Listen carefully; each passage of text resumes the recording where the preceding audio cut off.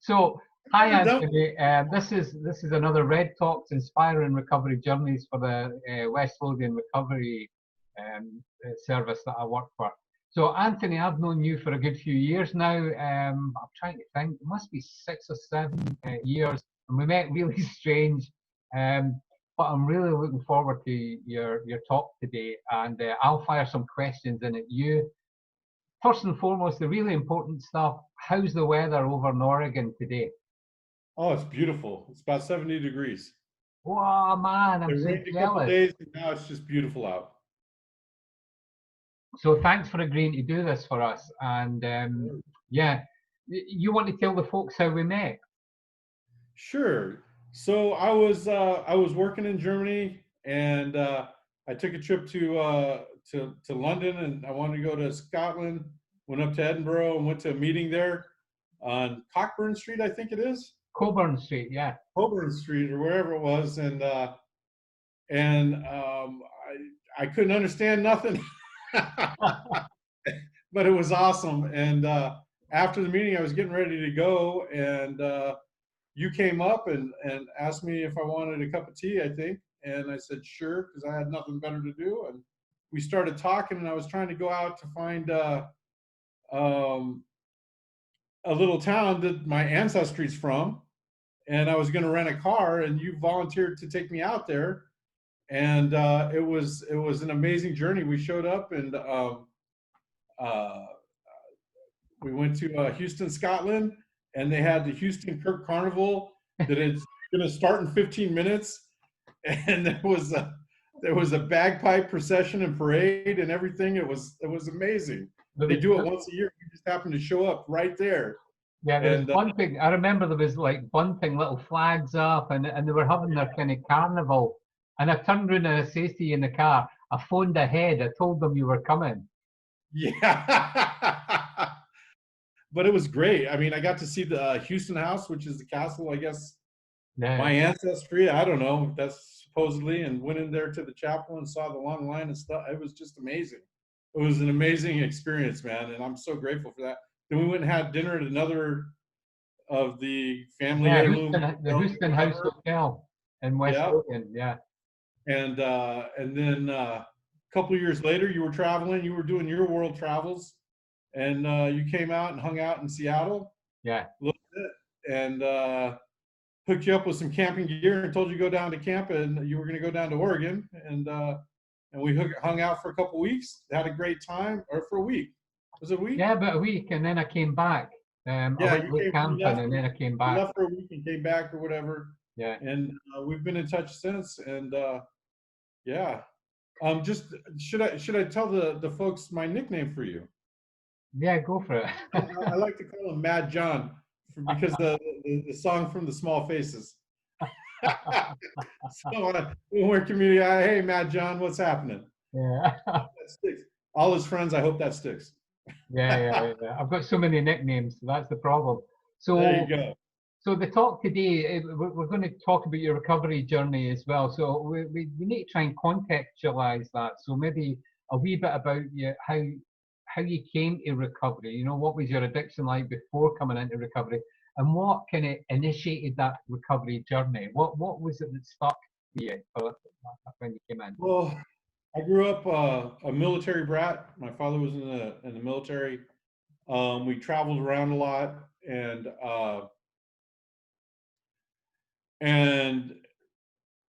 I was the first boy. I have four other siblings, but I was the first child. I was the male. I had three girls right after me. Um, Never once saw my father hit my mom or hit any of my sisters or even my little brother, but he was very physically abusive with me, verbally abusive. Um, I mean, I was hit with hoses, 2x4s, punched me in the face. At one point, I remember I just told him, "Why don't you just kill me?" I was probably 10 or 11. Yeah. Just, why don't you just kill me? And he just stopped in his tracks. And it was just weird. He just kind of stopped, got a little bit emotional. I think he realized what he was doing, started telling me about some stuff about him or whatever, but all I cared about is he stopped. But of course, it continued after that. And so when I was about, I don't know, when I was in the 5th grade, I think, 5th or 6th grade, my friend, my next door neighbor, his name was Harry, I still remember. He asked me if I wanted to smoke some hash. And I said, sure. I had no idea what he was talking about. So we went up to his bedroom and he put this little brown, it looked like poop, little brown thing on a, I remember it was on a safety pin, put it on the top of it. And he handed me, I say the reference of poop because he handed me a toilet paper roll. And yeah. And he lit the ash on fire, and he it started smoking. He blew it out, and he's like, he put it over. He's like, now inhale it. And I breathed it in. He's like, hold it. And I wanted to cough, and I held it as long as I could. And he put his headphones on, and I remember it was Grand Funk Railroad, Caught Live in the Act, and I exhaled, and I just laid back down on his bed, man. And I'm telling you, all the fear melted away. Yeah. The fear just kind of melted away. And I was like, oh man, it was, for that brief few minutes, I wasn't scared because I lived my life in terror, man. I really did. I was always scared. You never know when it's going to happen. You never know how it was going to be. And the thing is over time, man, I would prefer for him to hit me than to give me the lecture. Yeah, that from that moment on, man, it was a subconscious decision, I think, but I made the subconscious decision. And I was going to get that feeling as many times as I could, as often as I could. And that was my first experience with getting high. And then we were out at like I said, my dad was in the military. We were at a military reserve beach when we lived in Hawaii. And because I'm the oldest, was the boy. I had a little tent. It was New Year's Eve, 75, 76. And there was a bunch of Marines. This is funny as I tell this. There was a bunch of Marines camped next to our campground, right? So my family's in the camper. My sisters, my mom and dad in the camper. I have my little tent outside, and they have a fire going. They're listening to the FM radio. And I got out of my tent, walked over there, and they were. I remember they had this little rack over the fire. They were putting dry bread on it, making dry toast, and they were drinking. I think it was vodka. I don't remember, but they let me have a couple of shots, and Physical Graffiti, Led Zeppelin's Physical Graffiti. They played it in its entirety for New Year's. And today, Led Zeppelin is still my favorite band, greatest rock band in the world. And I just remember that feeling, man, of it was that same feeling when I smoked the hash. I mean, after a couple of shots, I mean, I can't remember how. I mean, I took enough to feel that warm glow, that sensation. I like Toast and Toast still on a fire. And that's how it started, man. It was a fear killer. Yeah. It was a fear killer. And when I was loaded, I wasn't afraid. And who was the guy? We talked about him. Gabe something, I think is his name. He's a doctor. I've seen he's done TED Talks and stuff. Gabor Maki. Yes. A while back, I listened to his one of his talks about addiction being an attachment disorder. Yeah. And I really lean towards that line of thinking, because it took that feeling of isolation away. What I've come to realize is that, for me at least, addiction, alcoholism is a disease isolation. It keeps you out so you can't get in to hurt me. But it also keeps you away, and you can't ever get into accept me or love me or anything like that. So it gets lonely behind there. And I have to be in that state of intoxication to numb out that feeling. But yeah, so for me, the journey started in about 5th or 6th grade. We lived in Hawaii. My first experiences with weed were really good. And then we moved to Idaho, and the quality went way down. And my drinking went up in the ninth grade. I finished the ninth grade. What is that At the end of it, for our British viewers? What is ninth grade? What's fifth grade? it's the ninth. It's well, it's weird because in Idaho it was still junior high. Okay, In high so school, so you went 14. to primary school, which was 1 through 6. Then you went to junior high. In Idaho, it was 7 through 9. In other states, it's 7 and 8, and then 9 is the beginning of high school. Okay. So I went there. I started playing football. I like sports. I was pretty athletic. I started playing football in the 5th grade, and I played through the 10th grade.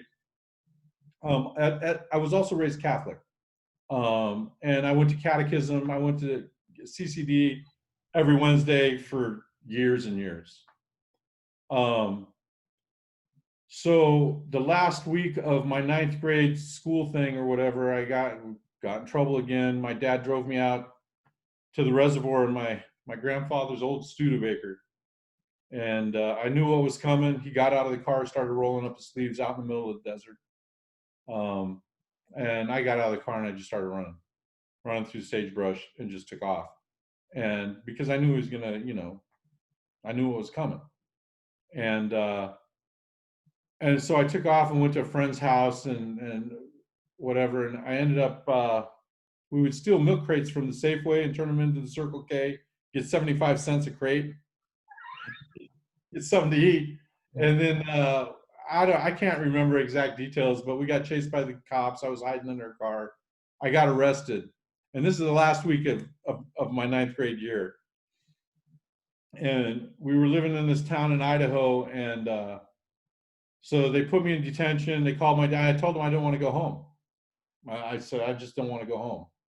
So I think that surprised my folks. I stayed there for a week, for the whole last week of junior high. And the junior high was right across the street from the jail. So all the kids saw me going into jail after school. Wow. They'd let me out. We lived down the street from it. They'd let me out like an hour before school. I'd go home, get clothes, go to school, come back and go to jail. By the time I went home, my dad was already gone for work. And I did that for the last week. And I, had a crush on a girl or whatever. And it was really embarrassing. And then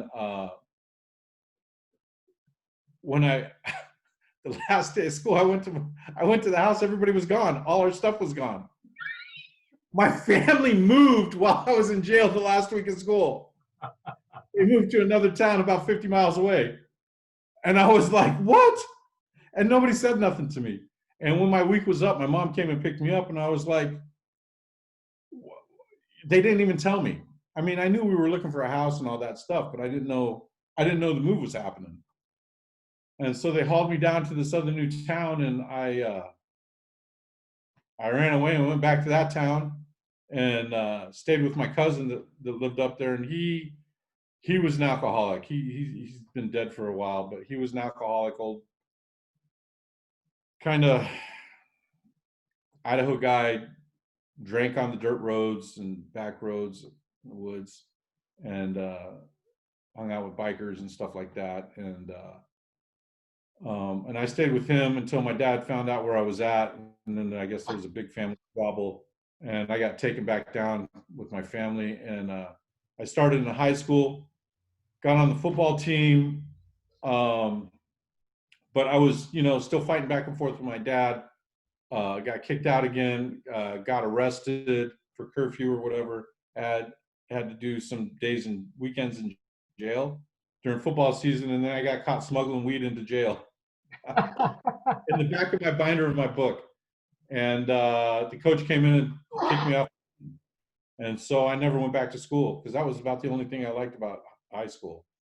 So I never went back to school. I finished the 9th grade. I had a 9th grade education.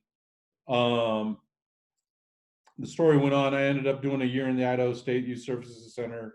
Had like 5 felonies, 3 possession charges before I was 18, and ended up hitchhiking from Idaho up to Oregon, down to San Diego.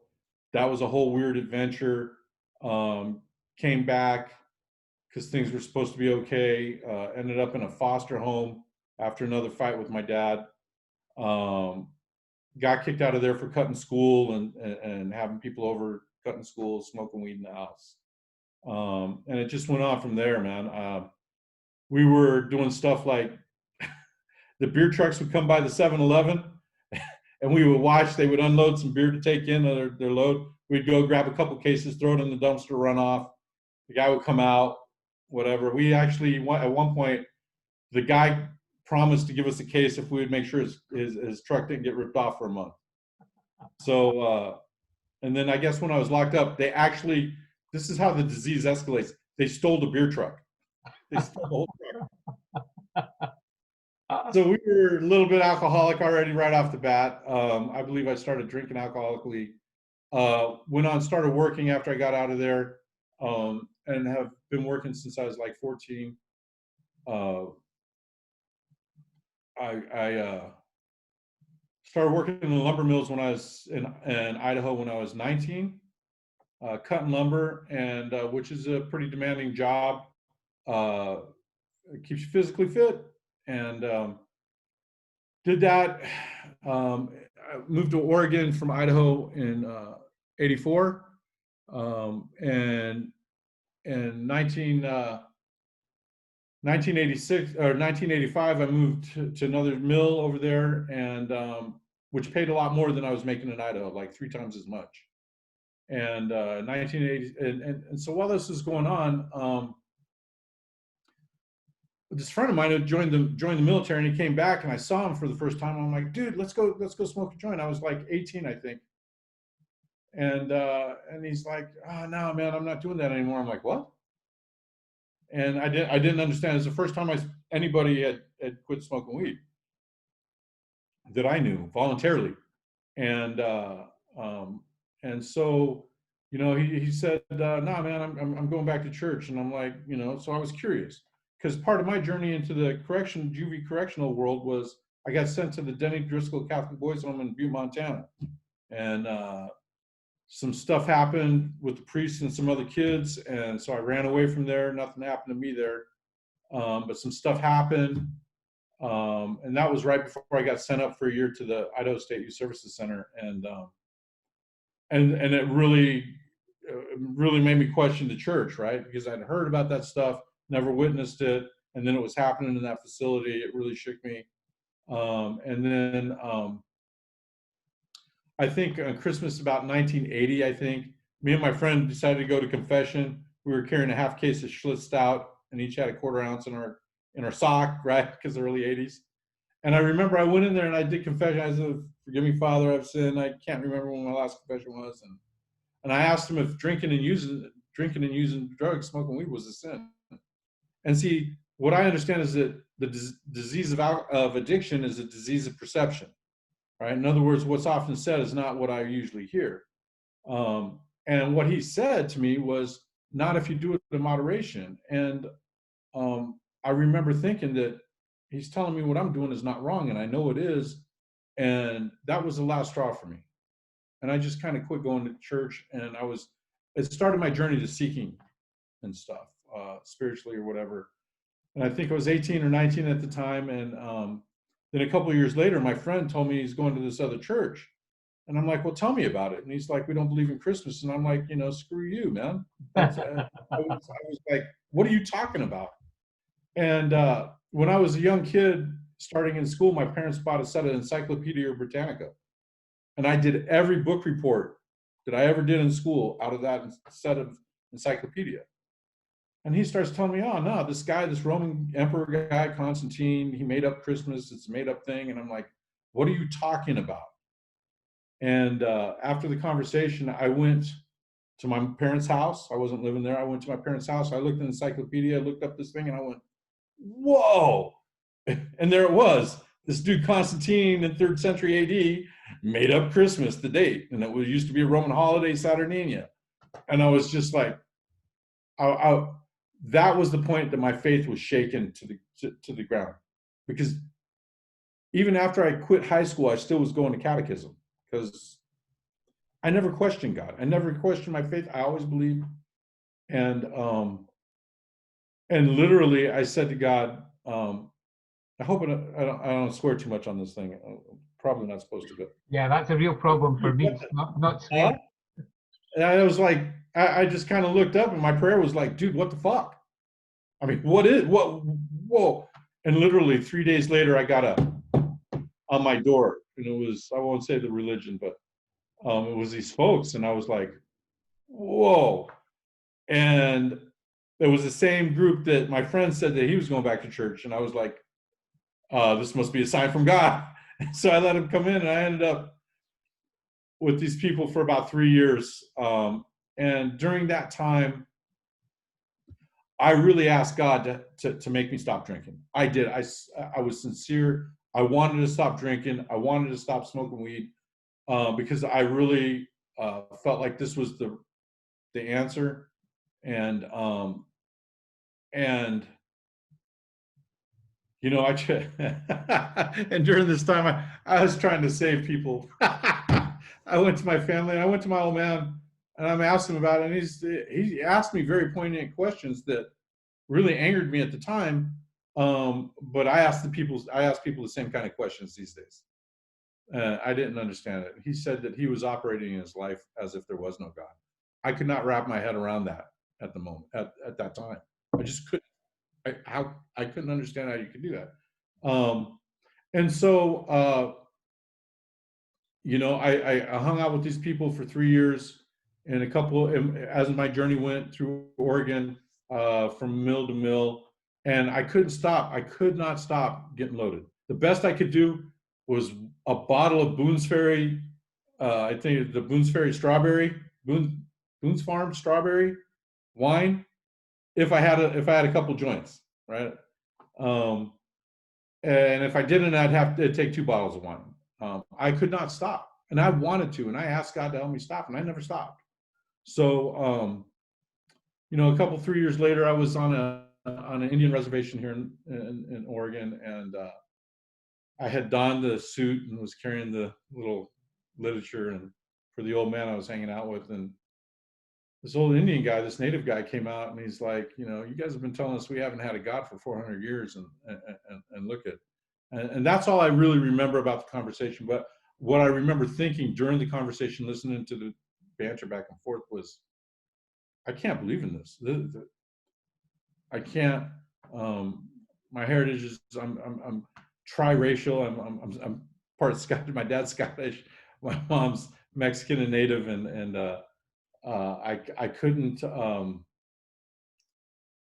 After that conversation, I just quit going there. So, And that was so what did he actually say? He said that you have been telling us that we've no God.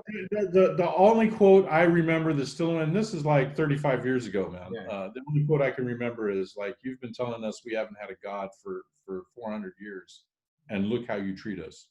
And the reservation, there is a big one, and they own some beautiful land in the Cascades, but the town's in a really dingy part of the land, and it was pretty run down. And I was like, I couldn't really, something about his argument made sense to me, and I can't to this day remember. That's the only piece of the argument I have clear in my mind.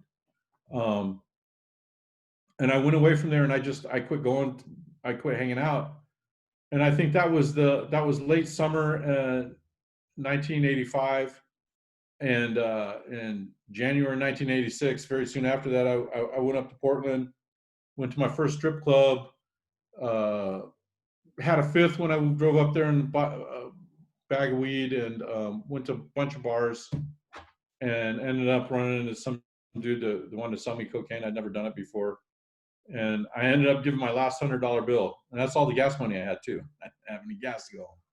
And I ended up getting in a fight with him. He stabbed me with a buck knife through the lung into the liver. Stabbed me in the groin area, just missing my important parts. And as I fell down, he stabbed me in the back of the leg.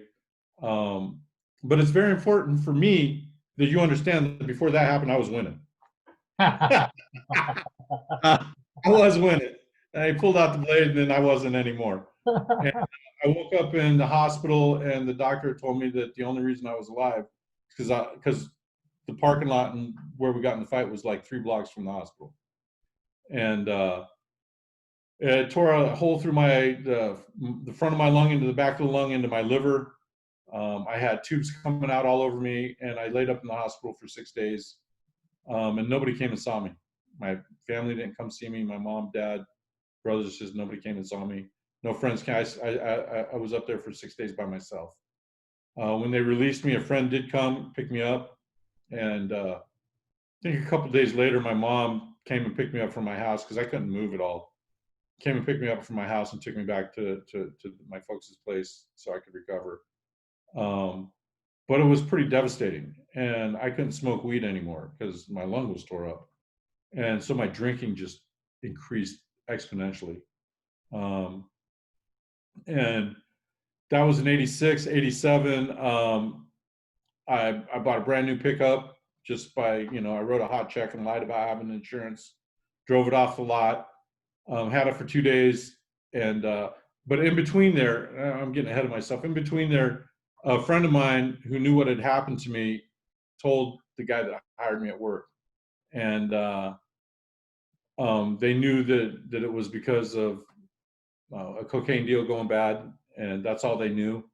And at that point, this is 1986, cocaine was rampant in the lumber mill I worked in, and my boss ended up going to rehab with a bunch of other people. And when he got out, 3 guys that I knew sold cocaine in the mill got fired, and so did I. And I went into the owner's office, and I'm like, why am I getting fired? And he's like, why do you think? And I'm like, because I drink too much? Because I told him, I still ain't never used cocaine. I'm like, because I drink too much? And he told me, I remember he said, if you get treated for your drinking, you can have your job back. Well, I was making like $9 an hour, and I was making like $3 an hour in Idaho when I started. I don't want to go back to Idaho. So I said, fine. But I remember thinking, when treated for my drinking, I had no clue. How do you get treated for your drinking? Yeah. When I was locked up, they made me not drink, but they never made me not want to drink. So I went to this treatment center. 5 of us showed up on the same day. It was on the Oregon coast. It was beautiful. And 5 of us showed up on the same day, man. And they made you memorize the first 3 steps before you went outside. And it was right on the beach. I wanted to go outside, and I'm looking up at the steps. I'm like, I can't do that. I can't do that. Turn my will and my life over to the care of God? No, I'm not going to do that. But I remembered it, and I spouted it, and so they let me go outside. And 28 days later, because it's a 28-day program, 4 people graduated. A week later, they let me out.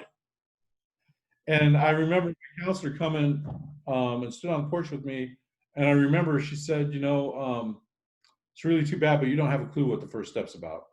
And I remember thinking, it doesn't matter because I got my job back. And then she told me the thing that I credit for saving my life, for changing my life. And she said to me, if you don't quit living your life the way you're living it, the things that have happened to you will never stop happening. I remember that. And it gave me pause. I went back home and went to work, and I tried to quit drinking. I really did. I didn't drink for about a month, and I went on the marijuana maintenance program really quickly because, gotta have a solution. And I was hanging out with the same people, same playground, playmates, everything. And about 6 months later, my friend was having a birthday. I actually just saw him yesterday. My friend, it was his birthday. He'd worked in 3 mills, and all 3 mills we worked together. And it was his birthday party. He was really drunk. And I went out there. My friend another friend bought a quarter pound. I went out there with my super big gulp, not just a big gulp because I'm a smart guy. And when that went dry, I started getting really thirsty because, I was hanging around to get the obligatory little bud, man. Your friend gets a big bag, you got to give you a bud. It's the unspoken rule, right? And so I'm waiting around, and he never give me one. And my big gulp goes dry, and we're about 10 miles out of town. So because I'm a brilliant guy,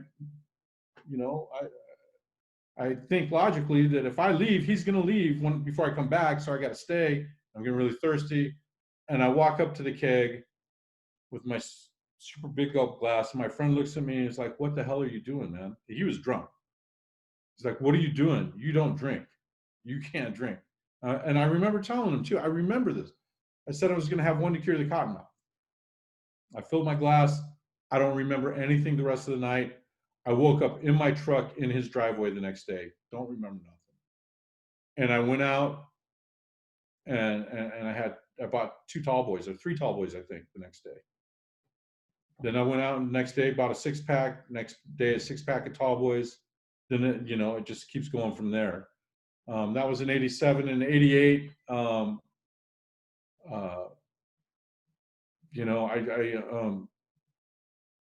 that was in 86. That was the summer of 86 after I'd been sober a little while.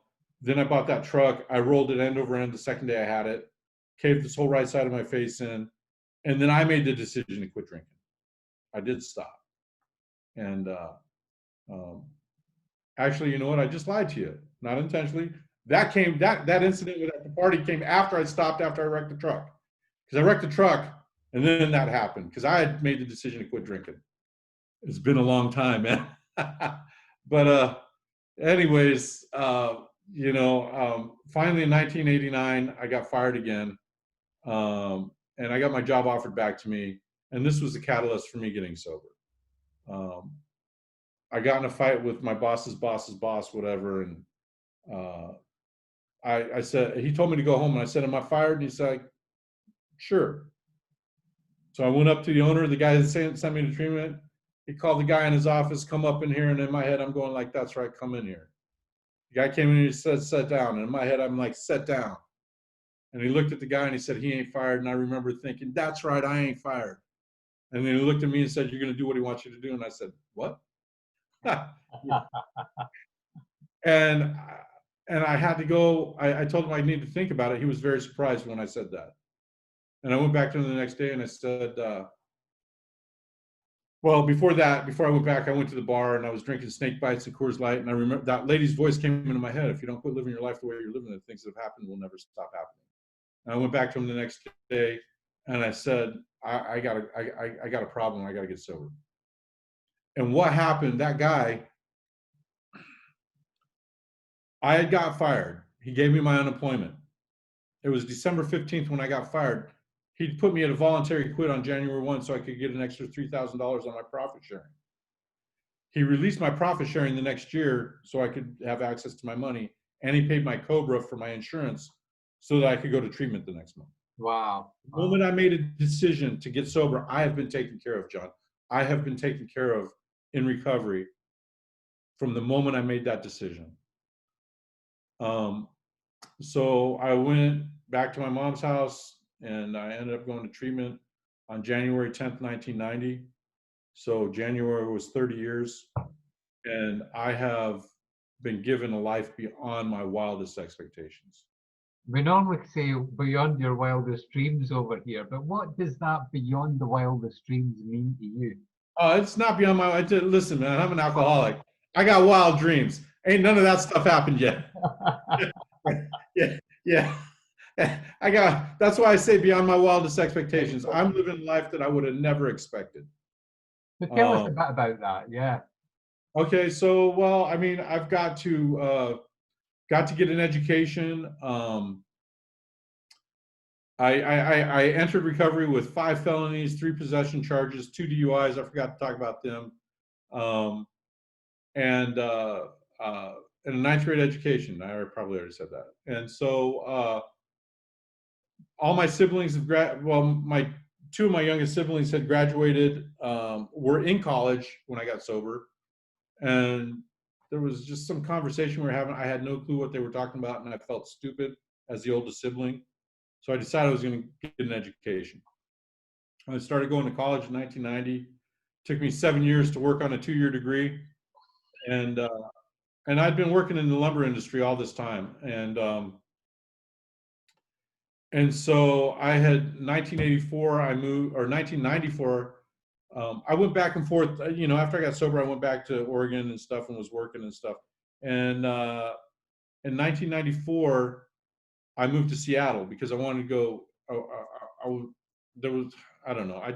tired of living in a small town. It was getting increasingly difficult to go to meetings because I worked evening shift and I'd have to drive 50 miles to go to a meeting in another town for noon because they didn't have any daytime meetings where I live. It was a struggle. So I wanted to go somewhere where I could go to school. I also was going to the college that was 50 miles away too. So it was like, it was just and working and stuff. And um, so I decided I wanted to go to a city where I could go to school, work, and actually make more money or whatever. And so I moved up to Seattle in '94. When I was, well, it was '93. I went on a fishing boat up in Alaska. I worked on that for a couple months. Didn't make any money until like the very end. And and I don't know. I ended up getting in a fight with a guy, broke a guy's nose, got fired. This is in sobriety. In sobriety. So you were asking me about some of the challenges I had. Anger. Yeah. I was really an angry person, and I can still today get angry. I was extremely angry when I got sober. This guy called me lazy in front of some very large gentlemen, and so I broke his nose and he bled all over a half ton of fish. And after the thing was over, I went to my bunk and the foreman came in and said, like, why did you do it? You're fired. You have to be fired because he ruined a lot of fish. And so I got dumped off in Seattle. Had to wait there. This is funny. I had to wait there until I got my check after they offloaded. So I was stuck in Seattle. And so the first day I had my car up there in storage. I went down to I drove down to the Space Needle, called AA and said, I'm here. Where do I go? Yeah. And the first week I was there, I don't know, I went to like 4 meetings a day, 4 or 5 meetings a day. And I decided where I was going to live, the town I was going to live in, by the best looking girl at whatever meeting had the best looking girl in it, that's where I ended up living. And then I didn't see her again for like 3 months. And of course she showed up pregnant and everything. So that was whatever. That's the decision-making skills that I had at 4 years of sobriety. Right. And anyways, I just, I went there, I was there about 6 months, got in a relationship, she walked in and whatever. And in a couple very fast time, I was in a lot of emotional pain and I had to get a sponsor. And I went and asked this guy to be my sponsor. And he asked me, have you done a 4-step? And I said, no. He's like, you got 30 days. If you want me to sponsor you, you ain't got to do it, but you got 30 days if you want me to. And somebody told me, don't tell him you go to bars, because I used to go to bars and whatever. And he's like, you can do whatever you want to do, but if you want me to sponsor you, don't go to bars. Fine. And he asked me if I sponsored anybody. I said no. He's like, why not? I said, nobody's ever asked me. It's like, I don't care. You go find some new guy and you tell him you're going to be a sponsor. And there was this guy. I was working at this point. I was working in a freezer warehouse on swing shift, and this guy had come in. He'd been fired for some alcohol-related reason, came back, and it was his first day back because it was a union job. And he takes off his shirt and his jacket, and he runs through the freezer and picks a load. And I'm like, what a jerk. And I started calling him Rambo because he, thought he was tough. So I was going to this 2:00 meeting where I lived, and I walk in this one particular day, and guess who's sitting in the meeting? And I'm like, God, no way. And he's got like, I don't know, a week or 2 weeks or something like that. And we worked on the same shift. He recognized me and we talked, and I said, I'm going to be your sponsor, because that's what my sponsor directed me to do. And at one point, when early in my sponsor telling me, he's like, all the answers for every problem in your life can be found in the AA literature. And I remember thinking, that's so stupid. And a couple months later, I'm sitting in the back room of the Alano Club with this guy, and I'm holding up the book, and I'm going, all the answers to my questions are in this literature. Oh, it just pissed me off. And here's the funny thing. What my sponsor told me, my first sponsor in Seattle told me, he's like, what happens is the reason that you sponsor people is because when you're sitting in front of a suffering human being, you've been to a lot of meetings, you've heard a lot of stuff, but the things that you're telling this other person, that's how you figure out what you believe. Because you're not going to tell somebody who's suffering a bunch of bullshit. You're going to tell them what you think is the truth. right? And that was my experience, man. I'm sitting there listening to the stuff coming out of my mouth, wondering where the hell it's coming from. But it really was what I had come to believe after 4.5 years in the program. And that guy's still sober today, man. I just saw him. He came and picked us up from the airport when we came back, when we landed in Seattle. And I think he's got like 24 years, 25, almost 25 years. Or he does have 25, something like that. Anyways. And that guy also, my first sponsor in Seattle, had me chairing a meeting right away. You know, I had to work the steps and everything. And I didn't work them very thoroughly. I didn't read all the literature. That relationship I mentioned that I got into right away ended with her, you know, relapsing and me finding her in the bathroom tied off with a needle in her hand, with my brilliant alcoholic brain going, no, stick it in my arm because I don't want you to get loaded. Right. And I have to call my sponsor. He's like, dude, you got to leave. You have to leave or you're going to get loaded. And I did that. You know, I ended up, so in 96, I ended up, a bunch of wood fell on me and broke my back. Didn't break it severely. It broke one of the vertebrae and I couldn't walk. I had, what do they call it? Sciatic pain really bad. It broke one of the little things in the back of the vertebrae. And I was in a lot of pain. But I was really stupid. You know, I didn't know anything, and I didn't know I could get L&I or all this stuff. And I had been taking a meeting into this treatment center. This kid that I knew that was a lot younger than me, he got sober at 15, and he was going to this adolescent treatment center, taking a meeting in there every week. And this was 1996, and I started going with them. And the first time I walked into this meeting with all these young kids, you know, 15, 16, 17, and I sat down in their circle for the meeting, it was like, oh my God, it was deja vu of being back in that institution when I was a kid. It brought me right back there, and I was just immediately hooked in. And we went to that meeting, me and that guy went to that meeting religiously for 6 months. And I was going there, and this is before the wood fell on me. And one particular Wednesday, the meetings were on Wednesday night. This kid was giving the staff member a hard time and smoking. They used to let the kids smoke in there. And he was giving him a hard time. I just walked over to the kid, and I'm like, I can't remember what I said to him. The kid went inside. And the staff guy, he looked at me, he's like, you really need to work here, man. And that was on Wednesday. And I swear this is the truth. The next Monday is when the wood fell on me, right? And I got hurt. I went to the doctor, and they gave me some medication. It was in the morning, so I hobbled to my noon meeting. And there was this lady I knew that worked out at the county detox.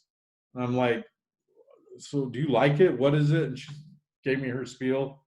And so I went down to that treatment center, and I asked to talk to the administrator, and I told him, I'm like, look, hey, I have no experience, no education, but here's my story. And they offered me a job because I couldn't go back and work. I just couldn't go back and work because it was too painful. And I started working there at this adolescent treatment facility in 96. And I've been in the field ever since. So it's been a minute.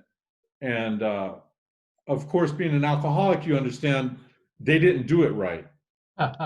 So in order for me to do it right, I had to get a degree. And so I finished up my 2-year degree finally after 7 years.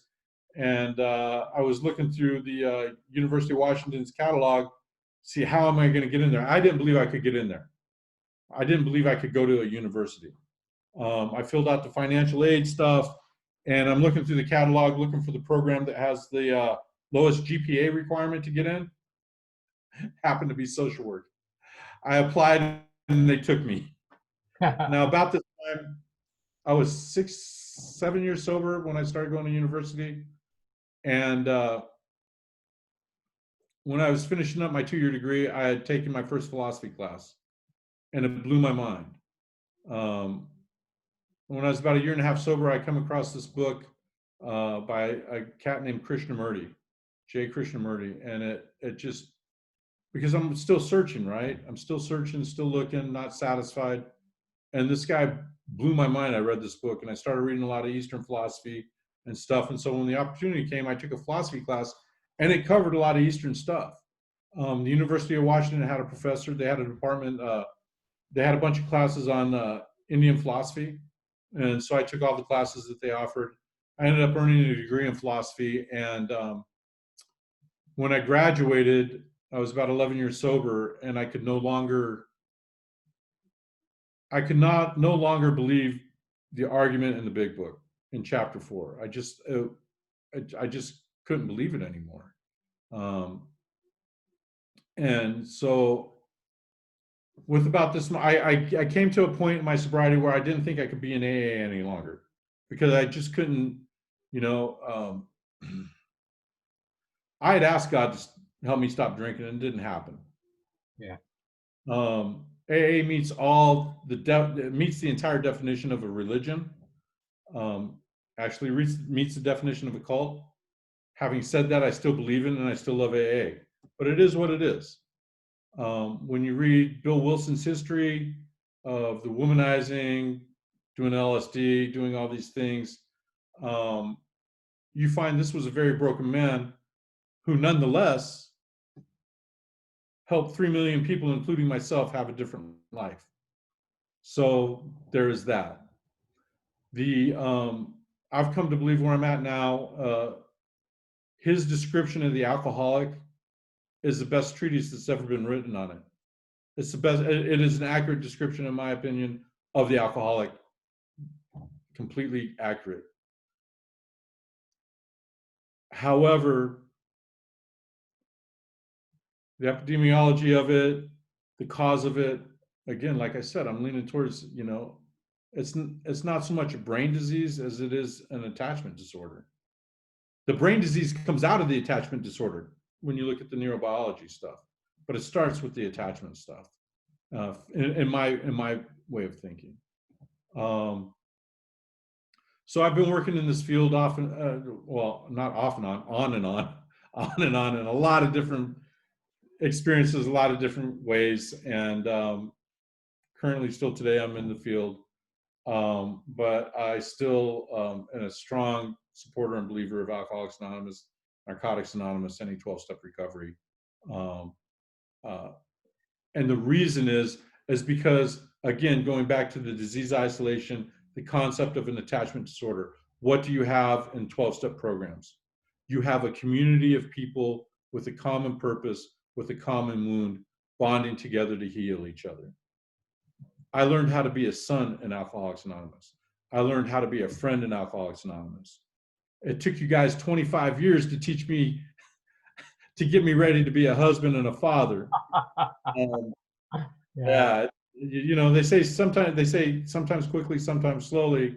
And what they don't tell you is sometimes a turtle might pass your ass, right? Which was my case. Yeah. I've got to travel the world, John. I've got, I went to school. I think I said I earned a degree in philosophy. I got a master's in social work, and I've been in this field. Had a private practice. I've been doing a lot of stuff in this field. And what I've really gone on to is more of a professional slant is the ACE study, Average Childhood Experiences Study, from 1995 to 97. It's been replicated a lot, and I believe across the world and stuff. And that's the supportive data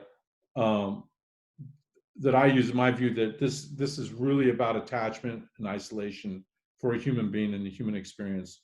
And my own personal experience using alcohol and drugs released me from that sense of loneliness when I was completely isolated by fear. It was my fear that isolated me from other human beings. And it's exactly that contact and allowing other human beings into my life that has allowed my life to change. Almost every good thing that's happened in my life has been because of somebody in Alcoholics Anonymous. Somebody, I showed up in a meeting, and this guy, he got sober a couple of years, bought a Harley, ran it under a semi, lost his arm and leg, took the money, and he went to university. He's the only person I ever really knew that had been gone to the university in AA. He could do it. I applied. It gave me the courage to apply. I was at a meeting while I was at the university. This gal I knew from my home group was going to, and I saw her up on the avenue by the school, and I asked her, "Hey, what are you doing?" Because it was, spring semester, school was about ready to end. So what are you doing? I said, oh, I got this program to go to Thailand. And I'm like, what? And I love Thai food, right? And I'm like, I want to go to Thailand. And she said, go to this building, go to the 5th floor, talk to these people. So I followed direction. I went to that building, went to the 5th floor, and the next summer they gave me this money. They gave me a grant to go to this program, and I got to go to school in Thailand for 3 months. And during that time, I went to Cambodia and went to Angkor Wat in 1999, shortly after Pol Pot died, and had an experience that blew my mind because I had no idea. Like many Americans that don't travel, it was my first real experience outside of North America and how other people live. And it just blew my mind. And I decided I have to travel the world. Didn't know how I was going to do it. Went back home. That was 1999. And in 2009, I got a job.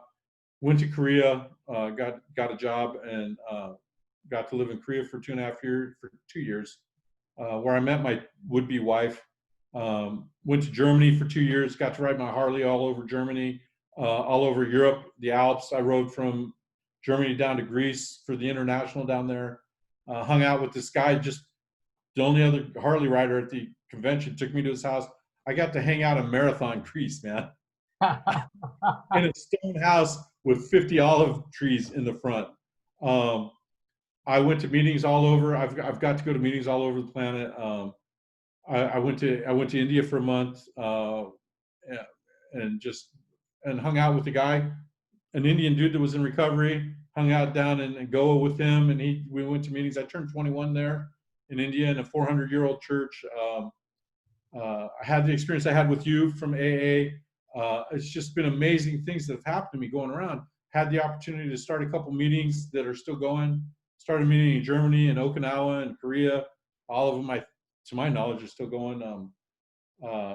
It's just been amazing. It's been through the people. I was sitting in a meeting on a beach in Seattle, and this gal talked about riding her Harley down from Alaska. I'm like, oh, you can do that?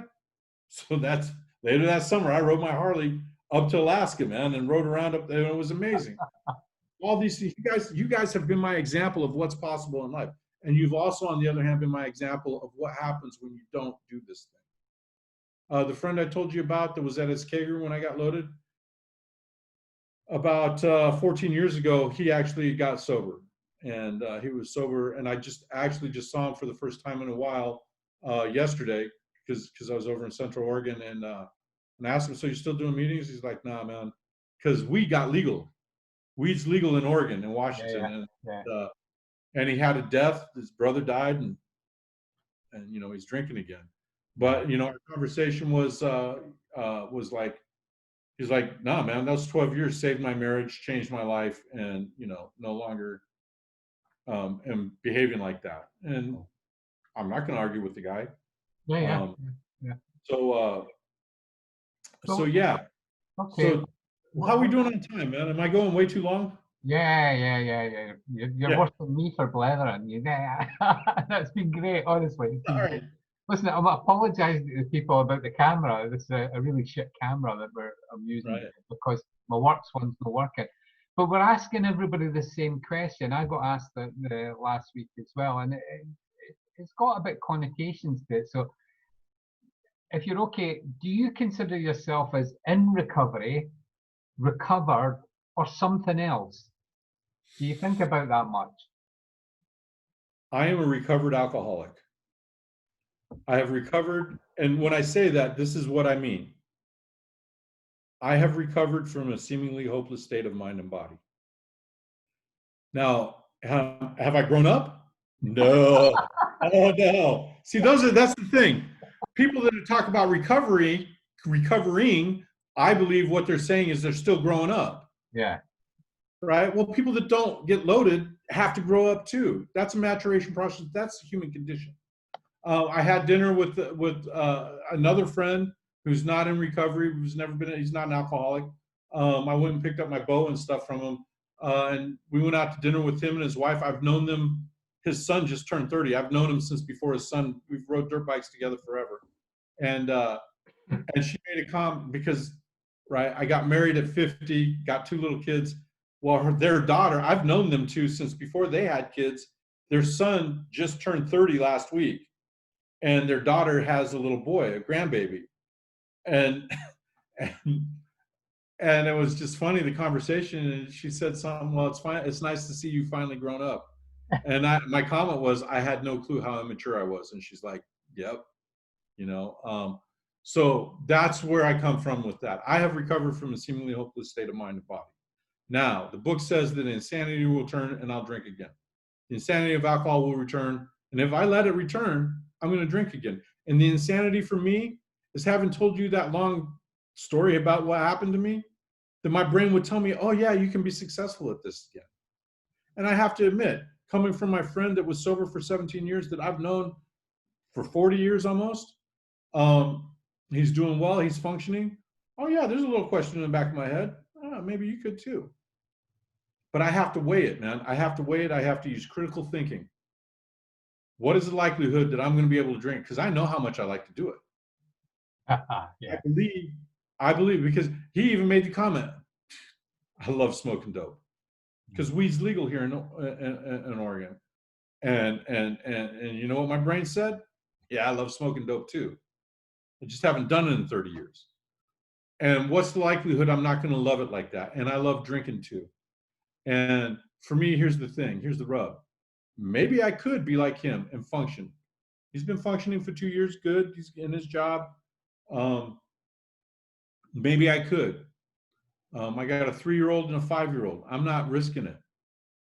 I'm making a conscious decision to not take that risk. I value what I've been given in recovery. I value it. And in order from, and here's what my sponsor says. I've had the same sponsor. If we have time, I'll tell you a sponsorship story, but I've had the same sponsor now for 15 years. And what he tells me is that the core of who he is has not changed since the day he walked in here. And I find that be true about me. My internal reaction has not changed. You step on my toes, I want to punch you in the throat. That's my internal reaction.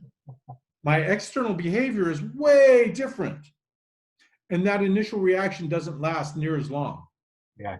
It's an immediate reaction, an instinctive reaction that once I engage my brain can kind of go away, right? Once I engage the principles of the program and recovery, goes away. Having said that, you know, my external behavior, I'm constantly working on that. I'm constantly trying to grow up, right? Now, bringing that back to the whole God question, and can you stay sober in recovery? Because you asked me that before the interview, Yeah. right? Is it cool if I go there? Yeah, it just I'll kind of Go let ahead. the viewers know where that's come from. So when I came over and visited you, and you took me to, you know, I was up seeing your office when you had your counselling business and stuff. You ran through a PowerPoint, a presentation that you do to your clients, which was about why you don't need God or a concept of God to work with 12-step program or to be a member of Alcoholics Anonymous. So, Right. and it was really good. It was really, really interesting. So if I can just really briefly, I think I can share my screen with you. You can go for it, man. Is it up? We're gonna try and do this. Is it up? No. Okay. Let me see if I can. Listen, did you want to I guess I can't figure out how to do it. Anyways, I'll send it to you. send it to me and I'll put it up on the Facebook if people want to. There's a bunch of places in Alcoholics Anonymous that say specifically you don't need to believe in anything. I'll just read one of them, right? As Bill says, page 95, when he talks about a spiritual kindergarten, right? He says, we are only operating for a spiritual kindergarten in which people are enabled to get over drinking and finding the grace to go on living to better effect. Each man's theology has to be his own quest, his own affair. When the big book was being planned, some members thought we ought to be a Christian in a doctrinal sense.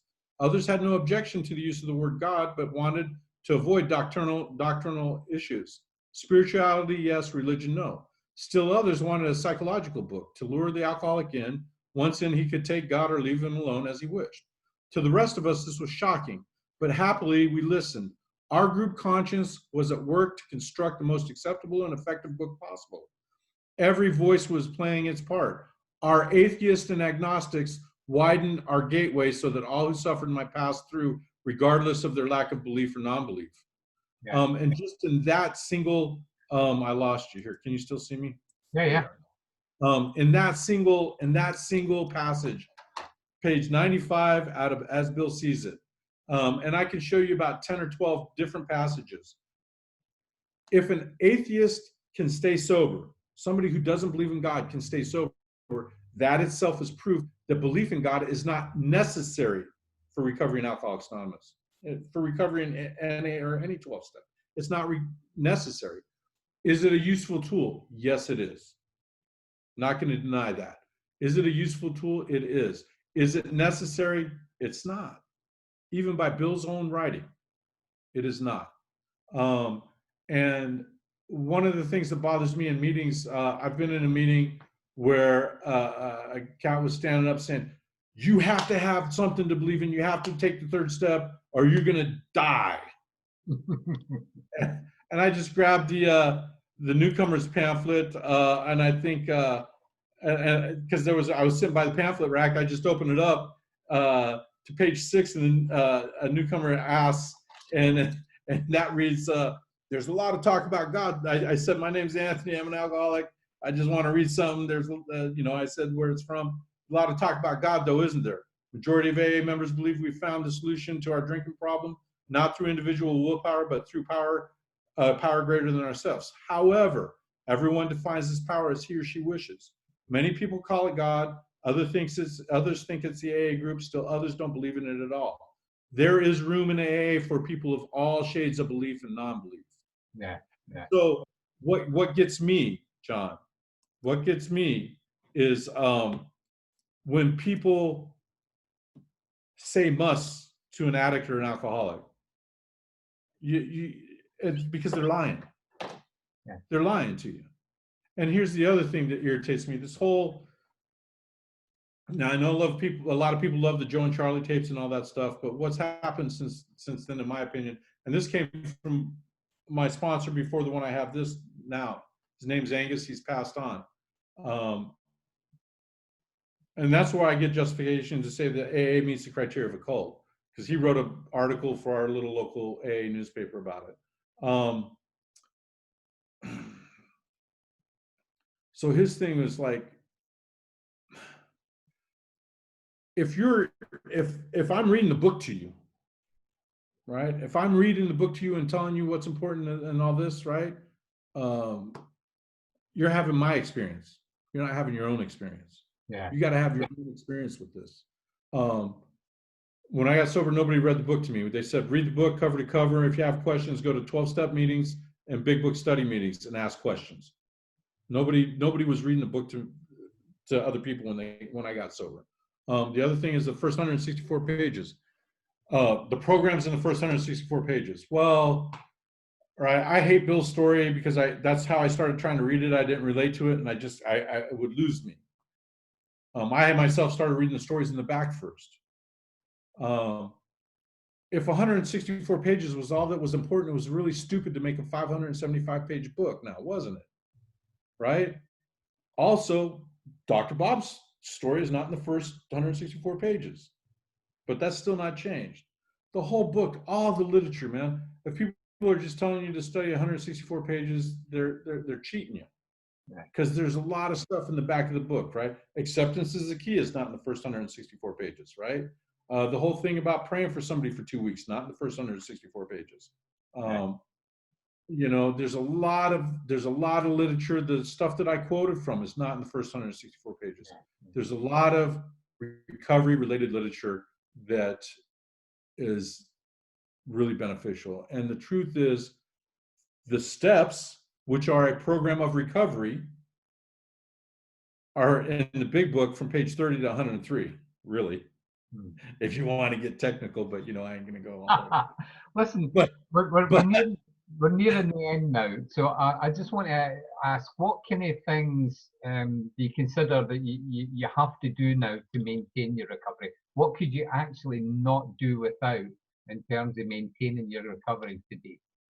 Contact with other alcoholics and addicts. Okay, Gotta have it. Yeah. My sponsor, I've had the same sponsor. I've had the same sponsor now for 15 years since Angus died, and and his name's Frank. And no matter what I go through, because here's the thing, right? I'm a screw up. Always been a screw up, probably always going to be a screw up. Here's the difference. When I was getting loaded, I couldn't fix any of my messes, and my messes piled up, piled up, piled up, piled up. In sobriety, I still make messes, but I'm able to go clean them up before they pile up. I'm able to go make amends. I have a process by which I can clean up the wreckage.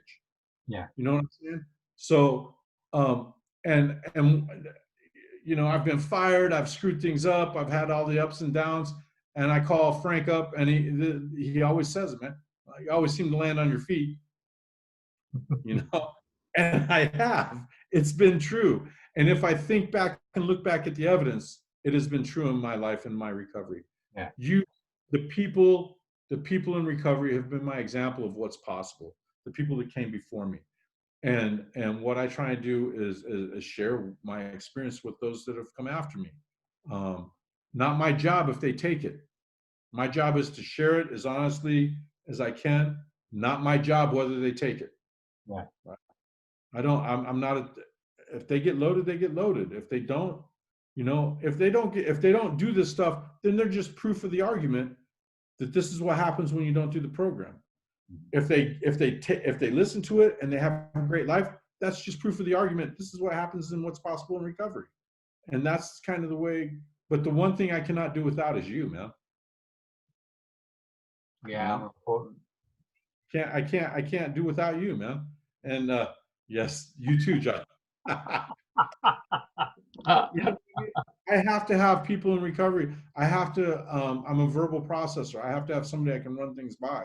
Yeah. I have to be willing. I have to be willing to be honest with myself. Yeah. You know, and it really helps to engage your critical thinking skills. Yes. Yeah. Because you're going to sit in a lot of meetings if you're in recovery, and you're going to hear a lot of stuff. And some of the people are just talking to talk, right? If you read all the literature, if you read it all, you'll be able to discern who's talking about recovery and who's just talking. Got to use your critical thinking skills. Okay, mate. Well, listen, that's been amazing. That was an amazing story. I'd heard some of it before, obviously, and I think I met Frank when it was over, and we went to a few meetings up in Seattle. And I just want to thank you, man. That was brilliant. I really enjoyed it, and I'm sure you know, a lot of people will take a lot from it as well. Any final thing you would want to say, you know, if somebody was starting on their journey or maybe having a difficult time at the moment, any words of, not even wisdom, just experience? Meeting makers make it, man. Okay. Meeting makers make it. Go to a lot of meetings. If you're hanging out in the meeting, right, you can't just do meetings alone, but meetings are a great way to get motivated to do the other stuff, right?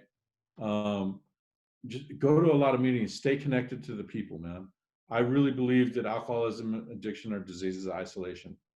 I was scared of people, so I stayed away, and I scared them off from me. But what I was really afraid of was rejection.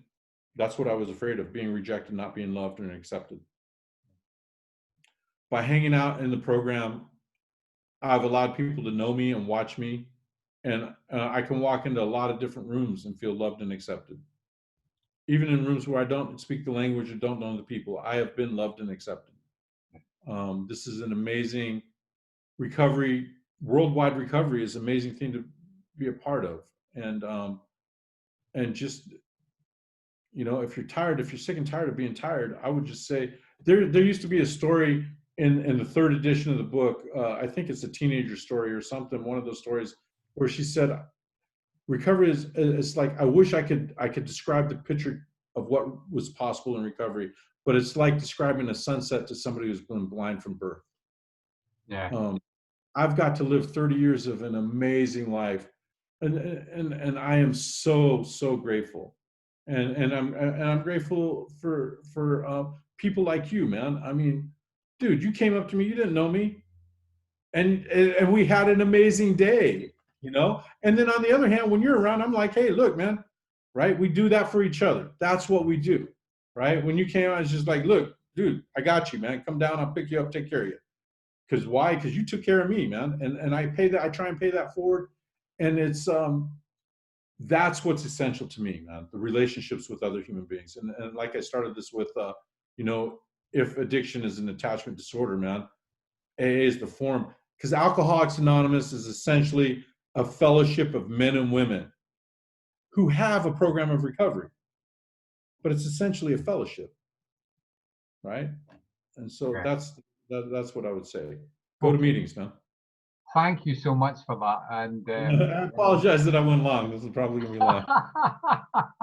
I wasn't going to try and shut you up with your anger issues. You might have come over here as soon as we've got an air bridge with America. But listen, I'm going to finish up now, and we'll carry on talking for a wee bit after this, hopefully. But I'm just going to cough off now. So thank you once again, Anthony, for doing that, mate. Thank you, John.